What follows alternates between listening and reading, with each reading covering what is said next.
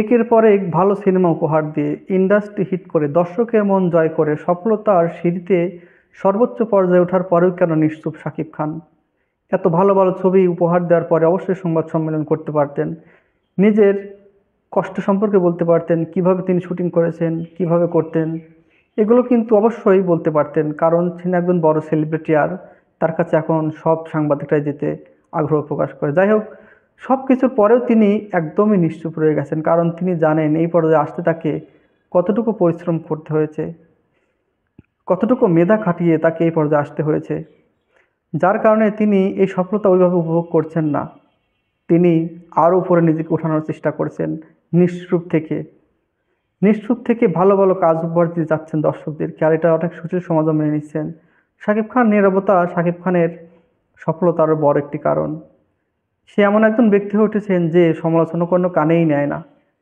তার একটাই লক্ষ্য ভালো কাজ নির্বাচন করে এবং সামনে দর্শকদের ভালো ভালো কাজ গিফট করা, যেটা তিনি বলেই থাকেন যে আমার সকল কাজ আমার সাকিবানদের জন্য, ভালোবেসে তারা আমাকে সাকিবান বলেই ডাকে। এই সফলতার পিছনে কিন্তু অনেক কারণও রয়েছে, তার মেধা, তার পরিশ্রম। যাই হোক, শাকিব খান এই নিশ্চুপ থাকার কারণও রয়েছে। অন্য কারণ ধরতে গেলে তিনি এর পূর্বে অনেক ব্যবসা সফল ছবি উপহার দিয়েছেন।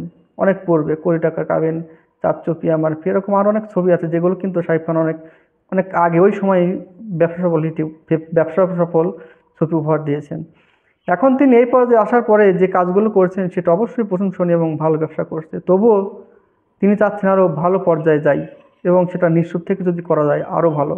যার কারণে শাকিব খান এখন ফ্যান ফলোয়ার্স অনেক ভালোভাবে বেড়ে উঠছে। যারা আগে শাকিব খানকে পছন্দ করতো না, এখনও কিন্তু শাকিব খানকে সবাই পছন্দ করছে।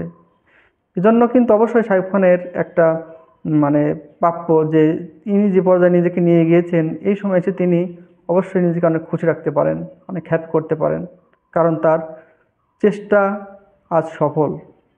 যাই হোক, নিশ্চুপ থেকে যদি ভালোভাবে কাজ উপহার দিতে পারেন, আমরা অবশ্যই সেটা খুশি হব এবং আশা করি সামনে আরও ভালো ভালো কাজ আমাদেরকে উপহার দেবেন, এবং সেটা নিশ্চুপ থেকে হোক আর না থেকেই হোক, আমরা কিন্তু এটাই চাইব, কারণ আপনি বাংলাদেশের 1 নম্বর সুপারস্টার।